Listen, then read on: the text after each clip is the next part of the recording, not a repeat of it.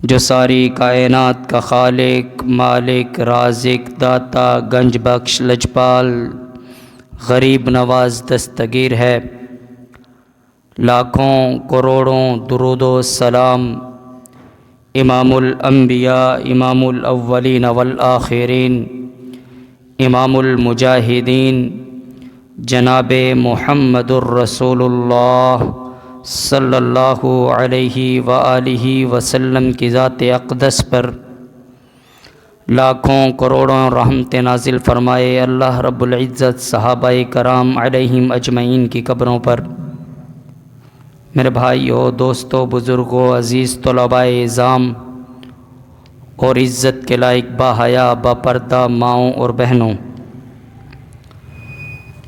آج کے اس خطبے کے اندر ہم اسلام کے اندر جو مثالی خواتین ہیں ان کے بارے میں قرآن و حدیث کی روشنی میں تذکرہ کریں گے کہ اسلام کے اندر مثالی خواتین کون سی ہیں۔ سب سے پہلے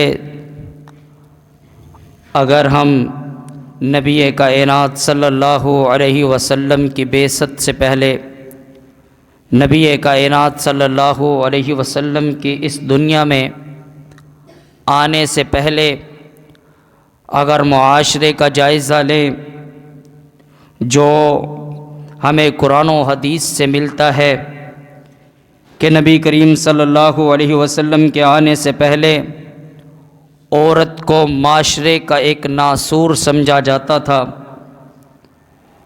معاشرے کے اندر عورت کی کوئی عزت، کوئی وقت، معاشرے کے اندر جو اس کو سب سے حقیر تر سمجھا جاتا تھا وہ عورت تھی۔ یہاں تک کہ نبی کریم صلی اللہ علیہ وسلم کے آنے سے پہلے کفار مکہ یا اس وقت کے لوگ اپنی بیٹیوں کو زندہ درگور کر دیا کرتے تھے۔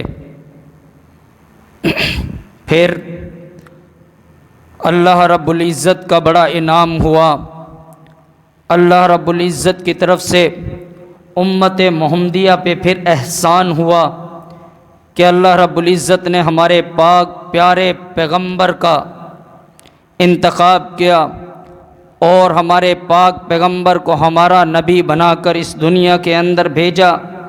نبی کائنات صلی اللہ علیہ وسلم کی تعلیمات کے بعد، ان کے ایمان کی دعوت دینے کے بعد، پھر معاشرے کے اندر جس عورت کو حقیر سمجھا جاتا تھا، جس عورت کی کوئی وقت نہ تھی، پھر وہی عورت اسلام کے اندر اسلام لانے کے بعد ماں کی عزت والی حیثیت ٹھہری۔ پھر وہی عورت جس کو زندہ درگور کر دیا جاتا تھا، اسلام لانے کے بعد وہ بیٹی عزت والی، شان والی، مقام والی ہو گئی۔ اسلام لانے کے بعد جس بہن کو وراثت سے محروم کیا جاتا، جس بہن کو اپنی بہن بھی نہ سمجھا جاتا، ظلم و زیادتیاں کی جاتی، پھر وہی اسلام لانے کے بعد اس بہن کے حقوق بھائی نے پورے کیے، اس بہن بیٹی کے حقوق اس کے باپ نے پورے کیے، اس بہن بیٹی جب وہ بیوی بنی اس کے حقوق اس کے خامند نے پورے کیے۔ اسلام آنے کے بعد اسلام نے جو عزت عورت کو دی ہے وہ کسی بھی دین نے عورت کو نہیں دی۔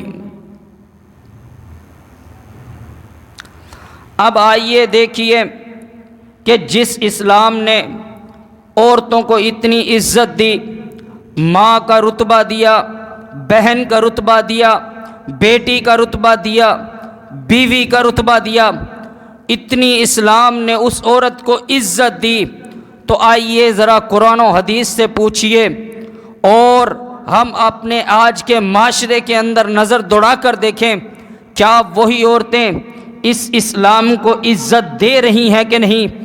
اس اسلام کا پرچار کر رہی ہیں کہ نہیں؟ اس اسلام کی تعلیمات پر عمل کر رہی ہیں کہ نہیں؟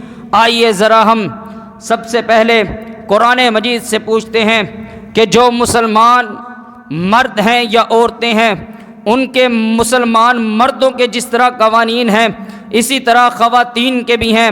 رب کائنات فرماتے ہیں کہ ان المسلمین والمسلمات والمؤمنین والمؤمنات والقانتین والقانتات والصادقین والصادقات، جہاں پر اللہ رب العزت مسلمان مردوں کی شان بیان کرتے ہیں وہیں مسلمان عورتوں کی شان بھی بیان کرتے ہیں۔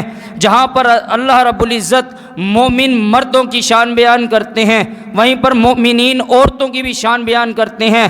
والقانتین والقانتات، جو خرچ کرنے والے مرد ہیں وہیں پر خرچ کرنے والی عورتوں کی بھی بات ہوتی ہے۔ جہاں پر صدقہ کرنے والے مردوں کی بات اللہ رب العزت کرتے ہیں وہیں پر شان ان عورتوں کی ہے جو اللہ کے راہ میں خرچ کرتی ہیں۔ جہاں پر روزے دار مردوں کی بات ہوتی ہے وہیں پر اللہ رب العزت عورتیں جو روزہ رکھا کرتی ہیں ان کی شان بیان کرتے ہیں۔ اور آخر میں فرمایا کہ جو عورتیں اور جو مرد ان قوانین کے مطابق زندگی گزارتا ہے پھر ان کے لیے اللہ رب العزت کی طرف سے انعام کیا ہوگا؟ اعد اللہ لہم مغفرۃ و اجرا عظیما، اللہ رب العزت نے پھر ان کے لیے بڑی مغفرت اور بڑے اجر کا انتظام کر رکھا ہے۔ سب سے پہلے عورتوں کی پہلی خصوصیت کیا ہونی چاہیے کہ وہ پکی اور سچی مسلمان ہو۔ نام سے کوئی انسان مسلمان نہیں بن جاتا، اچھا نام رکھ لینے سے کوئی بندہ مسلمان نہیں بن جاتا، بلکہ رسول کائنات صلی اللہ علیہ وسلم نے فرمایا کہ مسلمان وہ ہے، سچا مسلمان وہ ہے جو کلمہ شہادت کا اقرار کرے، جو نمازیں پڑھے، جو روزے رکھے، جو زکوٰۃ دے، اور جب صاحب استطاعت ہو تو وہ حج کرے، تو وہ پکا اور سچا مسلمان ہے۔ عورتوں کی سب سے پہلی صفت یہ ہونی چاہیے کہ وہ پکی مسلمان ہو، یا مردوں کی بھی یہ صفت ہونی چاہیے کہ وہ پکے مسلمان ہو۔ اچھے نام رکھ لینے سے مسلمان انسان نہیں بن جاتا۔ دوسرے نمبر پر جو اچھی صفت ہونی چاہیے وہ یہ ہے کہ ایمان والی ہوں یا ایمان والے ہوں۔ ایمان والی سے کیا مراد ہے؟ مسلمان ہونا کافی نہیں تھا، نہیں، ساتھ میں ایمان والی بھی ہو، اس کا ایمان بھی مضبوط ہو، ایمان بھی پختہ ہو۔ ایک اللہ وحدہ لا شریک پر ایمان پختہ ہونا چاہیے کہ خالق کائنات ایک اللہ، رزق دینے والا ایک اللہ، پوری دنیا کے نظام کو چلانے والا ایک اللہ، اولادیں دینے والا اللہ، بیماریاں اور شفائیں دینے والا اللہ، دکھوں میں، دردوں میں، مصیبتوں میں، آزمائشوں میں اگر کوئی کام آنے والا ہے تو وہ ایک اللہ کی ذات۔ سب سے پہلے اس بات کا ایمان ہو، اس پر ایمان پختہ ہو کہ ایک اللہ وحدہ لا شریک پر ایمان ہو، محمد الرسول اللہ صلی اللہ علیہ وسلم کے نبی ہونے پر ایمان ہو، آخرت کے دن پر ایمان ہونا چاہیے، اور اچھی اور بری تقدیر پر ایمان ہونا چاہیے۔ تب جا کے مسلمان عورتوں کی دوسری صفت مکمل ہوگی کہ وہ ایمان والی بھی ہونی چاہیے۔ اور جب ایمان والی کا تذکرہ آ جائے تو پھر کیسے نبی کریم صلی اللہ علیہ وسلم کی ازواج مطہرات کا ذکر نہ ہو، پھر کیسے ان صحابیات کا ذکر نہ ہو جنہوں نے ایمان کی خاطر اپنی جانیں تو قربان کر دی لیکن اپنے ایمان پر آنچ نہ آنے دی۔ وہ ہماری طرح کمزور ایمان والے نہیں تھے، اپنے اوپر ظلم و زیادتیاں برداشت کر لی، تکالیف کو برداشت کر لیا، لیکن اس نعرے سے پیچھے نہ ہٹی کہ اللہ ایک ہے، اللہ وحدہ لا شریک ہے۔ آج ہماری ماؤں بہنوں کو کچھ تکالیف آ جائیں وہ اللہ کا در چھوڑ کر پھر در بدر کے دھکے کھانا شروع کر دیتی ہیں کہ آج یہاں سے نہیں تو کل وہاں سے صحیح نہیں۔ ایک اللہ پر ایمان پختہ ہونا چاہیے، مصیبت ہو، دکھ ہو، درد ہو، پریشانی ہو یا کسی بھی آزمائش میں گر چکی ہو تو یہ ایمان پختہ ہونا چاہیے۔ حضرت سمیہ رضی اللہ تعالیٰ عنہ یہ وہ صحابیہ ہیں جو اسلام کی پہلی شہیدہ صحابیہ ہیں۔ کون یہ؟ حضرت عمار بن یاسر رضی اللہ تعالیٰ عنہ کی والدہ حضرت سمیہ جب ایمان لے کے آئی، پہلے پہل میں ایمان لانے والی، ابو جہل نے بڑا منع کیا، تو باز آ جا، ایمان نہ لے کے آ، تو ایک اللہ کو نہ مان، یہ جتنے بت ہیں یہ سب معبود ہیں، وہ اللہ والی، وہ ایمان والی اپنے ایمان پہ ڈٹ گئی اور کہنے لگی سن ابو جہل، تو کیا تیرا پورا لشکر بھی آ جائے تو میں یہ اعلان کروں گی کہ اللہ اکیلا ہے، معبود برحق ہے، وہ ایک ذات ہے جو ہر قسم کے سارے انتظامات دنیا کے کرنے والی، وہ ایک ذات ہے اور میں اسی کی عبادت کروں گی۔ اور سن، تیرے منہ پہ کہتی ہوں کہ اشہد ان لا الہ الا اللہ، کہ اللہ کے علاوہ کوئی معبود برحق نہیں، وَأَنَّ مُحَمَّدًا عَبْدُهُ وَرَسُولُهُ، اور سن، تیرے سامنے یہ اعلان کرتی ہوں کہ محمد الرسول اللہ صلی اللہ علیہ وسلم اللہ کے سچے رسول ہیں۔ اللہ اکبر کبیرہ۔ ایک دفعہ آیا ابو جہل، دو دفعہ آیا، تین دفعہ آیا، سمیہ تو باز آ جا، سمیہ تو اپنے ایمان سے پھر جا اور دیکھ جیسے باقی لوگ باقی معبودوں کی عبادت کرتے ہیں اسی طرح تو بھی پھر جا اور انکار کر دے۔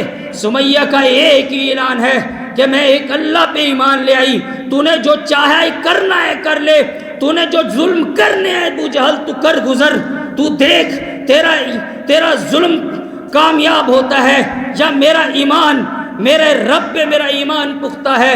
اور جب یہ ابو جہل نے بات سنی کہ اب سمیہ باز نہیں آئے گی، اس نے اپنا نیزہ اور برچھا اٹھایا اور سمیہ کے جسم پہ مار کے اس کے دو ٹکڑے کر کے، وہ اسلام کی پہلی شہیدہ جس نے اپنی جان تو دے دی پر اپنا ایمان خراب نہ کیا، وہ اسلام کی پہلی شہیدہ جس نے اللہ رب العزت پر، محمد الرسول اللہ صلی اللہ علیہ وسلم پر پختہ ایمان رکھا، اپنے ایمان سے ڈگمگائی نہ اور اپنی جان کا نذرانہ پیش کرتے ہوئے رب کی جنتوں کی مہمان بن گئی۔ دیکھ میری بہن بیٹی، کیا تیرا میرا ایمان اتنا پختہ ہے؟ اگر کسی ظلم کے سامنے کھڑا ہونا پڑا تو کھڑ جائیں اللہ کے لیے۔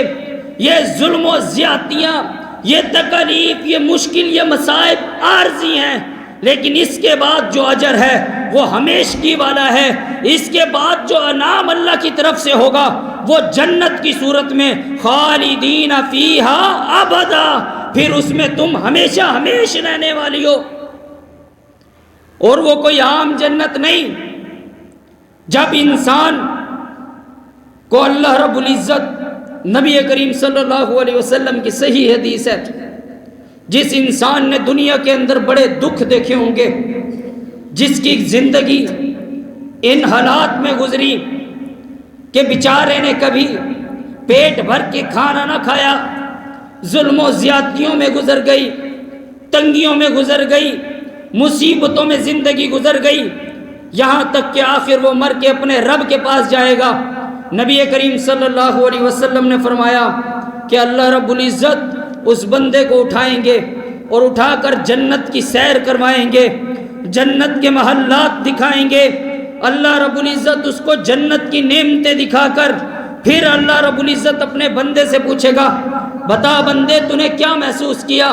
بندہ کہے گا اللہ اتنی ساری نعمتیں، اللہ یہ اتنی آسائشیں، اللہ یہ اتنی خوشیاں، اللہ اتنا انعام، ایسے لگتا ہے اللہ جیسے پوری زندگی کبھی دکھ آیا ہی نہیں، اللہ کبھی پریشانی آئی نہیں۔ وہ اتنی زبردست جنت ہے کہ جس کا صرف ایک چکر پوری دنیا کے دکھوں کو بھلا دے گا، مصیبتوں، تکلیف، پریشانیوں کو بھلا دے گا۔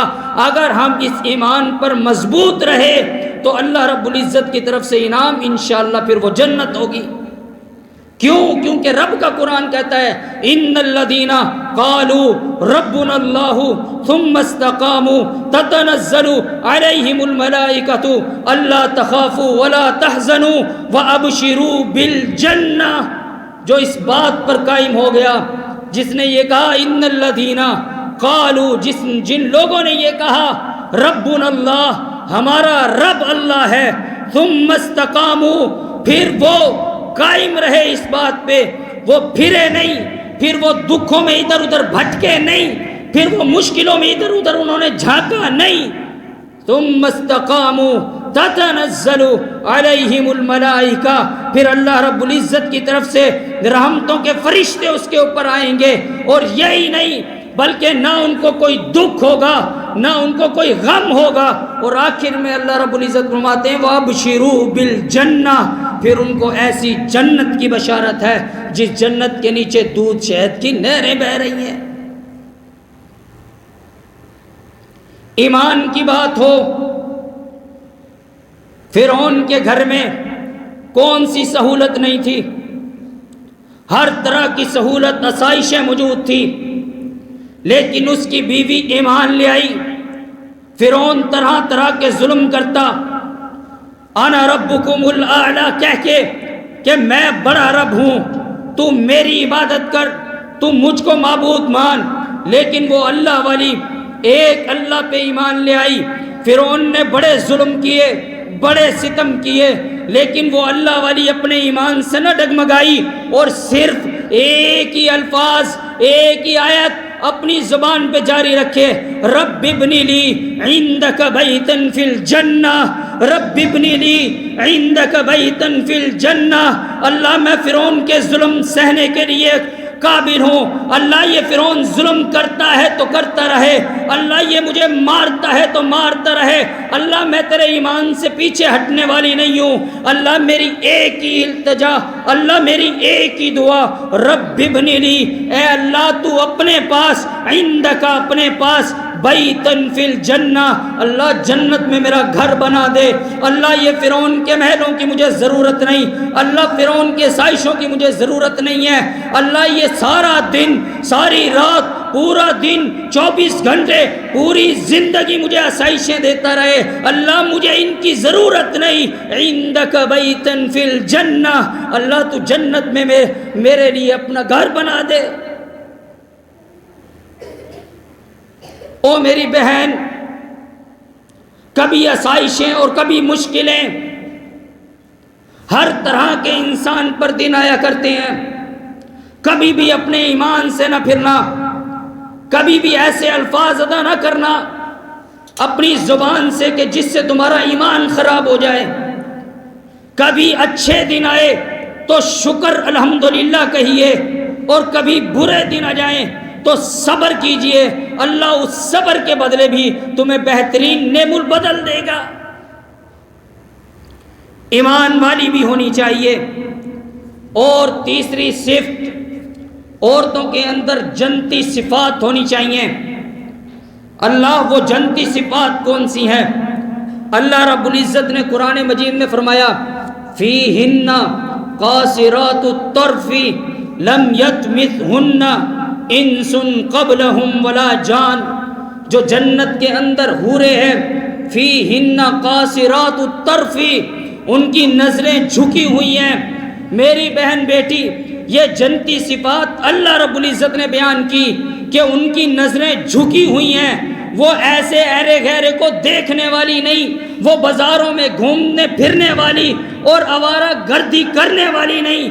فیہن قاصرات الطرف، ان کی نظریں جھکی ہوئی ہوتی ہیں، عزت سے، شرم و حیا سے ان کی نگاہیں جھکی ہوئی ہوتی ہیں. لم یطمثہن انس قبلہم ولا جان.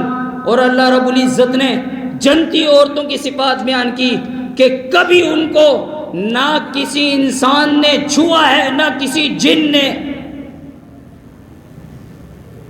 اور بڑے افسوس کے ساتھ یہ بات کرنی پڑتی ہے کہ میرے معاشرے کے اندر ماں باپ، بھائیوں کی عزت کا جنازہ نکال دیا جاتا ہے، بڑے افسوس کے ساتھ یہ بات کرنی پڑتی ہے کہ یہ بوائے فرینڈ اور یہ دوست اور یہ وہ اور فلانا اس سے میرا یہ تعلق، فلانا اس سے میرا یہ تعلق، وہ بڑے عزت دار، وہ بڑے گھر والے، وہ بڑے شان والے ہیں، ان کی تعریفیں کر کر کر ان سے تعلق بنانے والے. یہ صفات جنتی عورتوں کی نہیں. جنتی عورتوں کی صفات یہ ہے کہ لم یطمثہن انس قبلہم ولا جان. جو جنتی عورتیں ہیں نہ کبھی ان کو کسی انسان نے چھوا ہے، نہ کبھی کسی جن نے، اور یہیں تک نہیں بلکہ ان کے بارے میں تو کسی انسان و جن کے ذہن میں بھی خیال نہیں آیا. اور اگلی صفت مقصورات فی الخیام، وہ خیموں میں رہنے والی، وہ چار دیواری میں، وہ حیا کی چار دیواری میں، وہ عزت کے پردے میں رہنے والی. جنتی صفات کے بارے میں اللہ رب العزت کہتے ہیں کہ وہ پردوں میں رہنے والی. اور آج کے ماڈرن زمانے کے اندر اس پردے کو اس چیز کا نام دے دیا گیا کہ جی پردہ دل کا ہونا چاہیے، چہرے کا کیا پردہ. فلاں تو میرا کزن ہے، فلاں تو میرا بھائی ہے، وہ تو میرے چاچو کا بیٹا، وہ میرے ماموں کا بیٹا، اور ہمارے دل صاف ہیں. آپ کے دل بجائے صاف ہوں، لیکن سن لیجئے کہ اللہ رب العزت کا قرآن ہے، کیا کہتا ہے؟ یا ایھا النبی قل لازواجک وبناتک ونساء المؤمنین یدنین علیہن من جلابیبہن. اللہ رب العزت کا قرآن کن سے مخاطب؟ پاک پیغمبر پہ اترنے والا قرآن. اور مخاطب کن سے ہے؟ جن کی دنیا کے اندر کیا، دنیا و آخرت کے اندر عزت دار حیا دار عورتوں کی مثالیں نہیں. کن سے مخاطب؟ نبی کائنات صلی اللہ علیہ وسلم کی بیویوں سے مخاطب ہے. یا ایھا النبی، اے نبی، قل لازواجک، کہہ دیجیے اپنی بیویوں سے، کہہ دیجیے اپنی بیویوں سے، اللہ کی قسم ہزار نہیں، لاکھوں نہیں، کروڑوں عزتیں والی ہم جیسی ہوں تو نبی کائنات صلی اللہ علیہ وسلم کی ایک بیوی کی جوتی پر لگے ذرے کے برابر بھی ہماری عزت نہیں. کن سے مخاطب اللہ رب العزت قرآن میں؟ قل لازواجک، اے پیغمبر کہہ دیجیے اپنی بیویوں سے، وبناتک، اور کہہ دیجیے اپنی بیٹیوں سے. اللہ اکبر کبیرہ. میری لاکھ بیٹیاں عزت دار، میری کروڑوں بیٹیاں عزت دار، لیکن میں فاطمۃ الزہرا رضی اللہ تعالیٰ عنہ کے ایک پلو پہ قربان کر دوں ساری عزت والیوں کو. اتنی حیا دار، اتنی شرم و حیا والی بیٹی. اللہ اکبر کبیرہ. بہت بڑی چادر لیا کرتی تھی فاطمۃ الزہرا رضی اللہ تعالیٰ عنہ. اتنی بڑی چادر ہے کہ وہ زمین پہ گھسٹ کے چلا کرتی تھی، زمین پہ پیچھے گھسٹ رہی ہوتی تھی. کچھ عورتوں نے پوچھا فاطمہ پردہ تو پورا کرتی ہو، پردہ تو پورا کرتی ہو، اتنی بڑی چادر کی کیا ضرورت ہے کہ جو پیچھے سے یہ گھسٹتی رگڑتی آ رہی ہے؟ کہتی ہے سن، میں محمد الرسول اللہ صلی اللہ علیہ وسلم حیا دار پاک پیغمبر کی بیٹی ہوں. مجھے یہ بھی گوارا نہیں کہ میں یہاں سے گزروں اور کوئی یہ کہے کہ یہ محمد الرسول اللہ صلی اللہ علیہ وسلم کی پاک بیٹی فاطمۃ الزہرا کے قدم ہیں، اس لیے بڑی چادر لیتی ہوں کہ میری قدموں کے نشان بھی مٹ جائیں. اتنی حیا دار، شان والی، مقام والی بیٹی کے بارے میں اللہ رب العزت کہتا ہے پیغمبر کہہ اپنی بیٹی سے بھی، وبناتک، اور کہہ اپنی بیٹیوں سے، ونساء المؤمنین، اور کہہ ساری مومنہ عورتوں سے، یدنین من جلابیبہن، کہ جب تم گھروں سے نکلو تو پردہ کر کے نکلا کرو. تم گھروں سے نکلو اپنے جسم کو ڈھانپ کے نکلو، تم گھروں سے نکلو عزت کے ساتھ نکلو، تم گھروں سے نکلو حیا کے ساتھ نکلو. جب تم اپنے گھروں سے عزت کے ساتھ نکلو گی، جب تم گھروں سے شان کے ساتھ، مقام کے ساتھ نکلو گی، تو سنو تم زمین پہ چلو گی، اللہ رب العزت تمہارے قدموں کی آہٹ کو قرآن بنا دے گا. نہیں یقین آتا تو آئیے قرآن سے پوچھئے. سورۃ القصص، شعیب علیہ السلام کی بیٹی گھر سے نکلتی ہے عزت کے ساتھ، حیا کے ساتھ نکلتی ہے۔ موسیٰ علیہ السلام کو بلا کر جب وہ چلتی ہے اتنی شرم سے چلی، اتنی حیا سے چلی، اتنی پردے کے اندر چلی کہ رب کائنات نے سورۃ القصص کی آیتیں بنا کر شعیب علیہ السلام کی بیٹی کے ایک ایک قدم کو قرآن کے اندر نوٹ کر دیا۔ جب میری بہن بیٹی عزت سے گھر سے نکلے گی، شان سے گھر سے نکلے گی، پھر وہی مقام انشاءاللہ تمہیں ملے گا جو صحابیات کو ملے گا۔ انشاءاللہ جب تم محمد الرسول اللہ صلی اللہ علیہ وسلم کے دین پر عمل کرنے والی بن جاؤ گی تو انشاءاللہ اللہ رب العزت اس کا انعام تم سے وہی دے گا۔ اعد اللہ تمہارے لیے تیار کر رکھی ہے لہم مغفرتن، بڑی مغفرت اللہ نے تمہارے لیے تیار کر رکھا ہے، وَأَجْرًا عَظِيمًا، اور اللہ نے بہترین اجر۔ آج کی میری بہن بیٹی کہتی ہے برقع اس لیے نہیں پہنتی، گرمی ہے، اتنے کا میک اپ کروایا، برقع پہنوں گی تو نظر کس کو آئے گا؟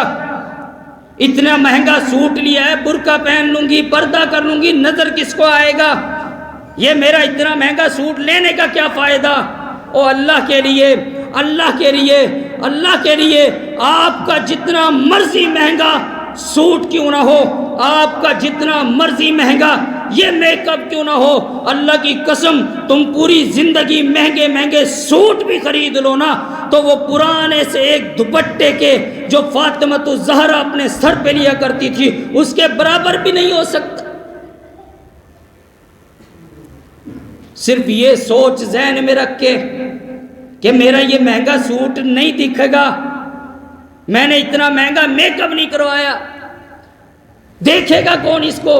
تو پھر سن، نبی کریم صلی اللہ علیہ وسلم نے فرمایا کہ جو عورت اس حال میں اپنے گھر سے نکلی، میں خواتین کو ہی مخاطب نہیں، آپ سب کو بھی مخاطب ہوں، آپ سب اس کے ذمہ دار ہیں۔ جو عورت اس حالت میں اپنے گھر سے نکلتی ہے، میری بات نہیں یا کسی ملا یا مولوی کی بات نہیں، اگر ہماری بات ہو آپ گربان سے پکڑ لیں، آپ کی جرت ہماری عورتوں کے بارے میں ایسی بات کہیں، یہ بات پاک پیغمبر صلی اللہ علیہ وسلم کی ہے۔ نبی کریم صلی اللہ علیہ وسلم نے فرمایا جو عورت اپنے گھر سے اس حالت میں نکلی کہ وہ باریک کپڑے پہنے ہوئے اپنے گھر سے نکلتی ہے اور ایسے کپڑے تنگ کپڑے پہن کے گھر سے نکلتی ہے جس سے اس کے اعضاء نمایاں ہوتے ہیں، اور نبی کریم صلی اللہ علیہ وسلم نے فرمایا یہ بھی ایک بیماری ذرا ہماری عورتوں کے اندر کہ یہ سر پہ بالوں کا اس طرح جوڑا سا بنا کے اوپر کھڑا کر دیتی ہیں یا پیچھے۔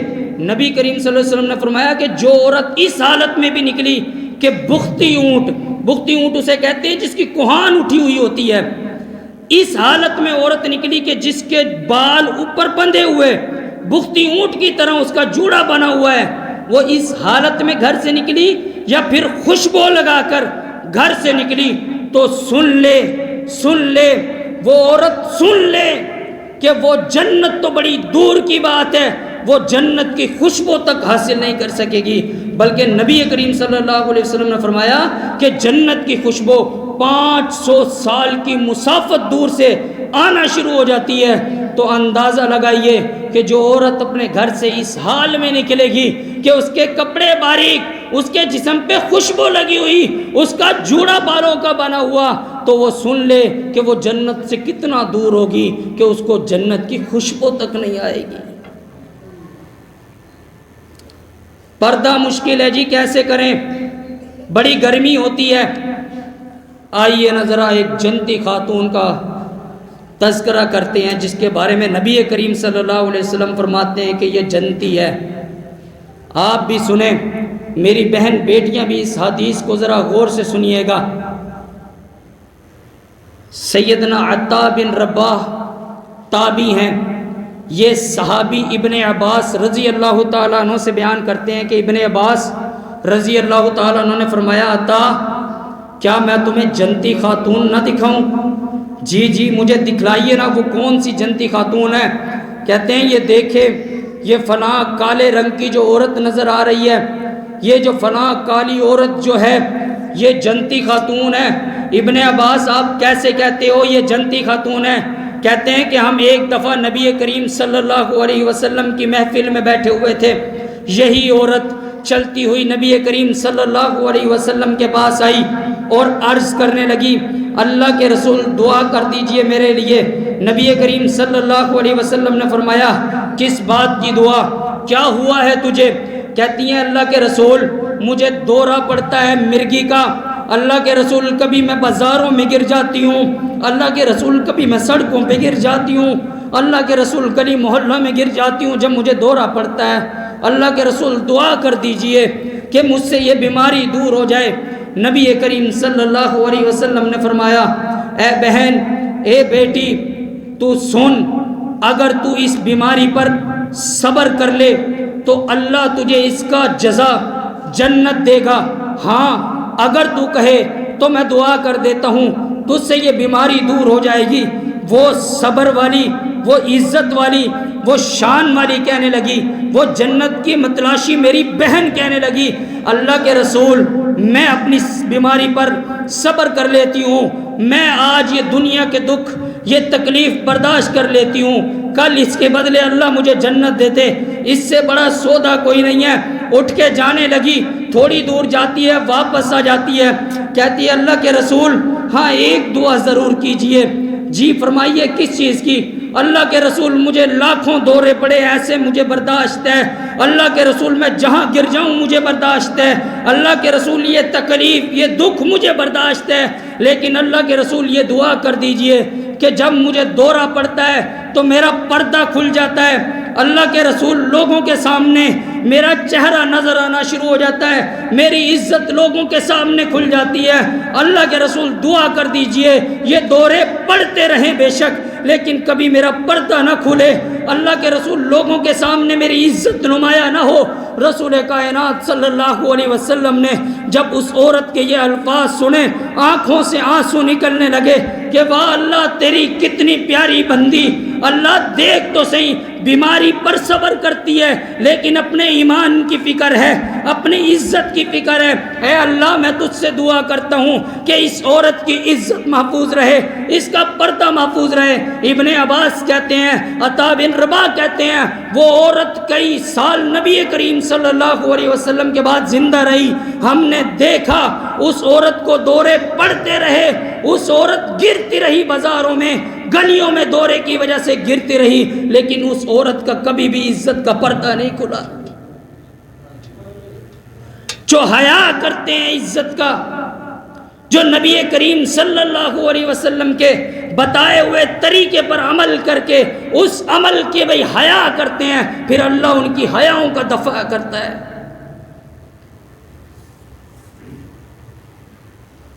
اللہ اکبر کبیرہ۔ اور 8ویں خصلت عورت میں کیا ہونی چاہیے؟ ناشیزہ نہ ہو کبھی بھی۔ ناشیزہ کسے کہتے ہیں؟ جو عورت تھوڑی سی بلند مقام یا مرتبے والی ہو، جس کے پاس کچھ مال و متاع زیادہ ہو، جس کے پاس حسن زیادہ ہو، یا اس کے پاس کچھ تعلیم زیادہ ہو، تو نبی کریم صلی اللہ علیہ وسلم نے فرمایا کہ عورت کو چاہیے کہ وہ ناشیزہ نہ ہو۔ اللہ کے رسول ناشیزہ سے کیا مراد ہے؟ وہ یہ مراد ہے کہ اگر اس کا خامد اتنا پڑھا لکھا نہیں، اگر اس کا خامد اتنا حسن و جمال والا نہیں، اگر اس کا خامد مال و متاع والا نہ ہو تو کبھی بھی اس کو یہ تانا نہ دے، کبھی بھی اس کو اپنی بلندی مرتبے کا تانا نہ دے کہ سن تو تو فلاں قبیلے سے تعلق رکھتا ہے، تو تو فلاں گھر سے تعلق رکھتا ہے، تیرا گھر غریب، تیرے خاندان والے غریب، تیری تو عزت نہیں، تمہارے تو خاندان والوں کی عزت نہیں، اور سن میں فلاں باپ کی بیٹی، میں فلاں عزت دار کی بیٹی، میں فلاں مالدار کی بیٹی۔ اللہ کے رسول صلی اللہ علیہ وسلم نے فرمایا کہ عورت کو چاہیے کہ وہ کبھی بھی ناشیزہ نہ ہو، اور جو عورت اس طرح کی ہو، نہ شکری کرنے والی ہو، اس طرح کے تانے دینے والی ہو، وہ سن لے کہ اللہ کے رسول صلی اللہ علیہ وسلم نے فرمایا کہ خامند کی شان، خامند کی عزت، خامند کا مقام اتنا ہے کہ اللہ کے بعد اگر کسی کو تعظیماً سجدہ جائز ہوتا، اللہ کے بعد اگر کسی کو سجدہ جائز ہوتا تو میں عورت کو حکم دیتا کہ وہ اپنے خامند کو سجدہ کرے، میں عورت کو ضرور حکم دیتا کہ وہ اپنے خامند کو سجدہ کرے۔ اتنی عزت، اتنا مقام ہے خامند کا۔ عورتوں کو چاہیے کہ وہ کبھی بھی نہ شکری نہ ہو، تانا دینے والی عورت نہ ہو، کبھی بھی اپنے خامندوں کو مذاق اڑانے والی نہ ہو، یا کسی معاشرے میں یا کسی عورتوں کے درمیان بیٹھ کر ایسی بات نہ کرنے والی ہو کبھی بھی جس سے ان کی خامندوں کی عزت پر کوئی داغ آئے۔ اور آخری بات نبی کریم صلی اللہ علیہ وسلم نے فرمایا کہ عورتوں کو ہر حال میں شکر گزار ہونا چاہیے، ہر حال کے اندر۔ آج دن اچھے ہیں، کل کو جو برے آ گئے تو اس کو یہ تانا نہ دے کبھی بھی کہ تیرے پاس سے تو میں نے سکھ کبھی پایا ہی نہیں، تیرے گھر تو کبھی کھانے کو اچھا ملا بھی نہیں، تیرے پاس سے تو کبھی مجھے پہننے کے لیے کپڑے اچھے ملے بھی نہیں۔ سورج گرہن لگا تھا ایک دفعہ، صحابی رسول بیان کرتے ہیں نبی کریم صلی اللہ علیہ وسلم نے ہم سب کو جمع کیا اور سورج گرہن کی صلاۃ الکسوف پڑھائی۔ نماز پڑھانے کے بعد واعظ کیا کہ لوگوں، میں نے جنت بھی دیکھی اور میں نے جہنم بھی دیکھی، جہنم کے اندر جو سخت نظارہ تھا وہ میں کیا بیان کروں تمہارے ساتھ۔ میں نے جہنم کے اندر کثیر تعداد میں عورتوں کو دیکھا۔ صحابی رسول نے پوچھا اللہ کے رسول عورتیں کیوں گئی تھی اتنی جہنم کے اندر؟ اللہ کے رسول صلی اللہ علیہ وسلم نے فرمایا کہ وہ کفر کرتی ہیں، وہ ناشکریاں کرتی ہیں۔ صحابی نے پوچھا اللہ کے رسول کیا وہ اللہ کا کفر کرتی ہیں، کیا وہ اللہ کی ناشکری کرتی ہیں؟ اللہ کے رسول صلی اللہ علیہ وسلم نے فرمایا نہیں، بلکہ وہ اپنے خامندوں کی ناشکریاں کرتی ہیں، وہ اپنے خامندوں کی نافرمانیاں کرتی ہیں، جس کی بنا پر اللہ رب العزت نے سب سے زیادہ عورتوں کو جہنم میں ڈالا ہے۔ میرے بھائیوں، جہاں پر عورتوں کے اتنے حقوق ہیں، عورتوں کو ان چیزوں کا اتنا خیال کرنا چاہیے، وہیں پر خامندوں کو بھی اپنی عورتوں کا خیال کرنا چاہیے۔ اللہ رب العزت سے دعا ہے کہ اللہ رب العزت جب تک زندہ رکھے دین اسلام پر، اور جب موت دے تو میدان مقتل میں کفار کے خلاف لڑتے ہوئے شہادت کی موت عطا فرمائے۔ وآخر دعوانا ان الحمد للہ رب العالمین۔